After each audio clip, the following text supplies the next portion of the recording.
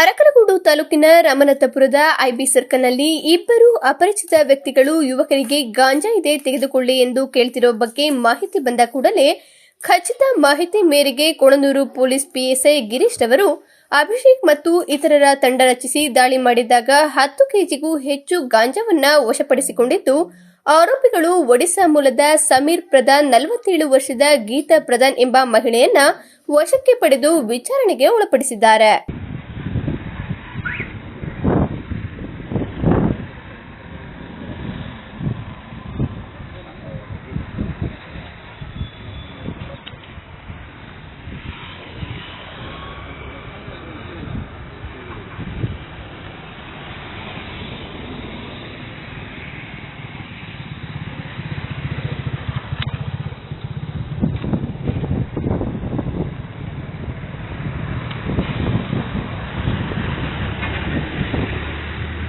ಅರಕಲಗೂಡು ತಾಲೂಕಿನ ರಾಮನಾಥಪುರದ ಐಬಿ ಸರ್ಕಲ್ನಲ್ಲಿ ಇಬ್ಬರು ಅಪರಿಚಿತ ವ್ಯಕ್ತಿಗಳು ಯುವಕರಿಗೆ ಗಾಂಜಾ ಇದೆ ತೆಗೆದುಕೊಳ್ಳಿ ಎಂದು ಕೇಳ್ತಿರೋ ಬಗ್ಗೆ ಮಾಹಿತಿ ಬಂದ ಕೂಡಲೇ